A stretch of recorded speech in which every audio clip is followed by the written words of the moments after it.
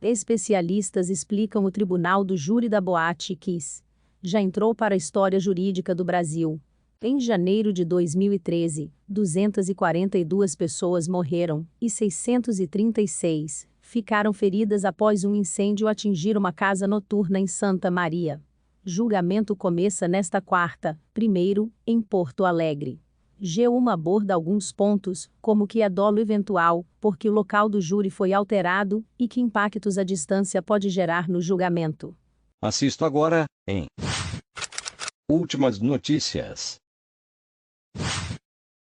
Começa na quarta-feira, 1º, o julgamento de 4 réus no caso da Boate Kiss, quando, em janeiro de 2013, 242 pessoas morreram e 636 ficaram feridas após um incêndio atingir a casa noturna.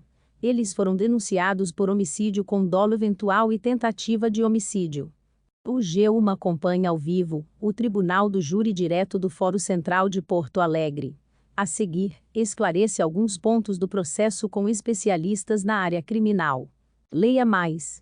Para o professor de processo penal na Escola de Direito da PUC-RS, Felipe Oliveira, independentemente dos desdobramentos, este tribunal de júri já causa impactos na justiça brasileira.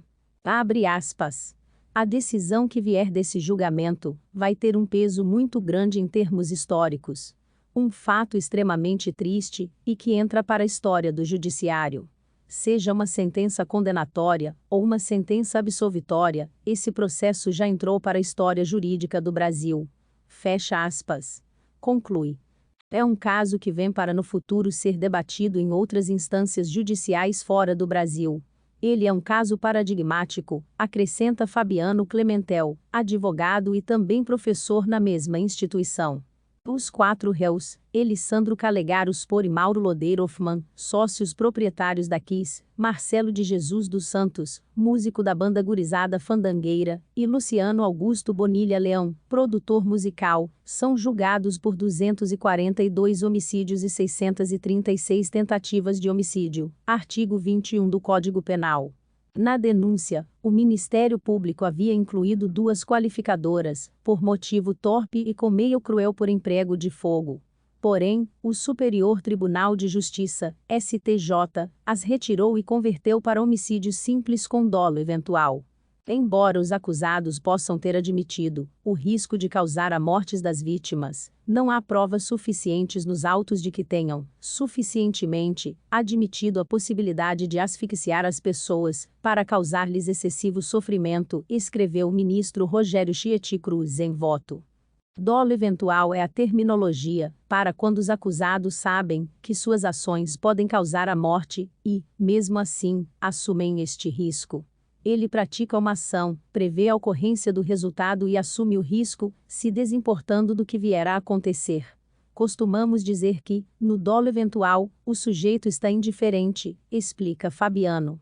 Em relação às penas, porém, não há distinção do homicídio por dolo direto, e elas podem variar de 6 a 20 anos. O que pode alterar é a valoração dessas penas pelo presidente do júri, que a faz com base no modelo de 3 fases do Código Penal. Pena base, circunstâncias agravantes e atenuantes e causas de aumento e diminuição. Claro que a quantificação vai variar. Quando o juiz valora uma dessas circunstâncias do homicídio direto, deve valorar com maior peso do que quando se trata de homicídio com dolo eventual. Ao menos, em teoria, porque, se tivesse 2 casos, a reprovação por dolo direto seria maior, aponta Felipe. O que as defesas devem sustentar no julgamento é que, apesar do enquadramento como dolo eventual pelos ministros do STJ, os seus clientes não agiram com intenção, ou seja, com dolo. O rebaixamento para homicídio culposo pode reduzir a pena, em caso de condenação, para 1 a 3 anos. A culpa pressupõe uma ação que se dê por imprudência, negligência ou imperícia. Embora tenha previsão do resultado, não concorda com ele, não espera que vá ocorrer, diz Fabiano. Os professores esclarecem ainda que a reclassificação para um crime de pena mais branda pode ocorrer ao longo do tribunal do júri, mas não a elevação para algo mais grave. Embora sejam centenas de vítimas, tanto para os homicídios consumados como para as tentativas, o crime é o mesmo. Logo, não haverá uma multiplicação da pena, mas aplicada a pena mais grave das penas cabíveis, no caso, o homicídio doloso, aumentada de 1/6 até a metade. Tivemos uma ação que provocou quase 1.000 resultados. Quer dizer que, pela legislação, o juiz vai considerar a questão do concurso formal de crimes. Leva em consideração a pena de um dos crimes, e, a partir daí, fazer um aumento que pode ser de 1/6 a 1/2, nos homicídios consumados, e diminuição pela tentativa de 1/3 a 2/3, pontua Fabiano. No cálculo do modelo trifásico, a pena a ser cumprida, em caso de condenação, é calculada pelo magistrado a partir das respostas dos jurados, que compõem o conselho de sentença. São 7 pessoas que votam, e prevalece a escolha da maioria, ou seja, mesmo que haja unanimidade, a decisão será definida em 4-3. Abre aspas. A decisão sobre serem condenados, ou não compete a 7 pessoas do povo, que serão escolhidas no dia. Essas pessoas serão questionadas, se os réus serão absolvidos, ou não. Decidindo que devem ser condenados, caberá ao juiz-presidente fazer a dosimetria da pena. Fecha aspas. Acrescenta o professor. Por isso, é possível que seja estabelecida uma pena base pelos crimes a um réu e, no veredito, ele receba pena final diferente de outros. A culpabilidade é o juízo de reprovação, ou seja, quanto nós reprovamos da conduta de alguém. Ele valora a pena de cada um dos réus, que deve ser analisada individualmente. Se um deles tem uma pena de 25 anos, não significa que todos vão ter uma pena de 25 anos, esclarece Felipe. Isto vale também para diferentes resultados. É possível que, ao final do júri, réus sejam condenados e outros, absolvidos. A transferência do local do Tribunal do Júri de Santa Maria, onde ocorreu o fato, para Porto Alegre causa mais repercussões do ponto de vista emocional do que jurídico, apontam os professores. Para Felipe, por exemplo, o desaforamento é considerado imprescindível, para se buscar um julgamento minimamente equilibrado. Quem visitou Santa Maria mesmo muito tempo depois do fato percebe como essa tragédia ainda é muito viva dentro da comunidade. Em um julgamento, precisamos buscar uma imparcialidade de quem vai julgar. A retirada de Santa Maria busca justamente equilibrar essa situação, no sentido de colocar a defesa em posição de um pouco mais de igualdade. Não tenho a menor dúvida de que, se o júri fosse realizado em Santa Maria, o resultado seria pela condenação, porque dá para compreender como a comunidade daquela cidade se sentiu, diz. Já Fabiano cita um estudo que teve acesso, segundo o qual caso fosse mantido o julgamento no município de origem, era grande a probabilidade de que os integrantes do corpo de jurados tivessem alguma relação, ainda que indireta, com algumas das vítimas ou familiares. O desaforamento é utilizado em situações excepcionais, mas o caso da Boate Kiss tem peculiaridades, porque rompeu fronteiras municipais, estaduais e nacionais. Trazer para Porto Alegre foi uma tentativa de reduzir prejuízos com relação a ter um julgamento de fato justo e imparcial, que é o que nós esperamos, destaca. Outro efeito negativo destacado pelas famílias é a demora no andamento do processo. Quando o julgamento iniciar, às 9 horas de quarta, terão passado os 3.230 dias desde o incêndio. Fabiano acredita que isso não traga prejuízo ou influência no resultado. O efeito temporal traz um prejuízo social muito maior do que um prejuízo jurídico, que é, para as 1.000 famílias dilaceradas, ficar esperando uma resposta por tanto tempo, pontua. Neste período, o processo teve inúmeras etapas, entre a apresentação da denúncia, recursos, embargos e pedidos de desaforamento e desmembramento do júri. O que, segundo Felipe, obedeceu os trâmites normais. A demora deste processo, para mim, guarda relação direta com o tamanho da tragédia, a quantidade de mortes, de tentativas que se atribuem aos autores, toda a repercussão. É um processo muito extenso, com muita carga emocional, todas as questões que envolvem o próprio desaforamento.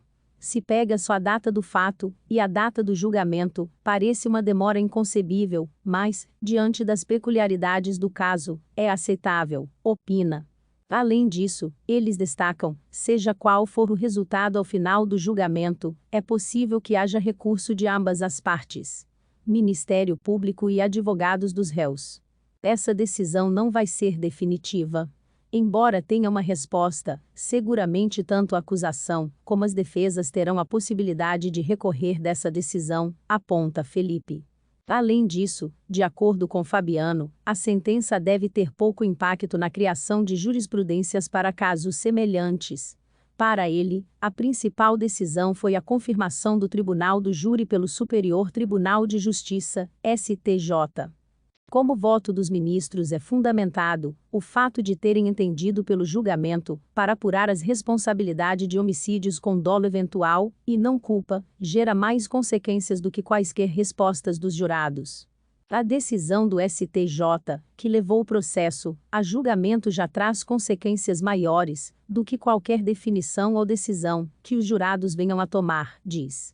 Para o MP Rio Grande do Sul, Kiko e Mauro são responsáveis pelos crimes e assumiram o risco de matar por terem implantado em paredes e no teto da boate espuma altamente inflamável e sem indicação técnica de uso, contratando o soldo escrito, que sabiam incluir exibições com fogos de artifício, mantendo a casa noturna superlotada, sem condições de evacuação e segurança contra fatos dessa natureza, bem como equipe de funcionários em treinamento obrigatório, além de prévia e genericamente ordenarem aos seguranças que impedissem a saída de pessoas do recinto sem pagamento das despesas de consumo na boate. Já Marcelo e Luciano foram apontados como responsáveis, porque adquiriram e acionaram fogos de artifício, que sabiam se destinar a uso em ambientes externos, e direcionaram este último, aceso, para o teto da boate, que distava a poucos centímetros do artefato, dando início à queima do revestimento inflamável, e saindo do local sem alertar o público sobre o fogo e a necessidade de evacuação, mesmo podendo fazê-lo, já que tinham acesso fácil ao sistema de som da boate. O Ministério Público lista ainda, na denúncia, outros 10 itens que caracterizam o dolo eventual, quando, mesmo sem querer o resultado, a pessoa assume o risco de causá-lo, como a boate não apresentar saídas alternativas ou sinalização de emergência adequada, uso inapropriado de material inflamável, funcionários não terem treinamento para situações de emergência, evacuação ter sido bloqueada por seguranças e equipamentos e exaustores estarem obstruídos, impedindo a dispersão da fumaça tóxica. Jader Marques, que defende Kiko Spor, diz que julgamento será oportunidade para que seu cliente dê sua versão do que aconteceu. Desde 27 de janeiro de 2013, Elissandro Spor tem vivido a angústia de ser acusado de ter atuado dolosamente para a ocorrência de um dos episódios mais tristes da história do país.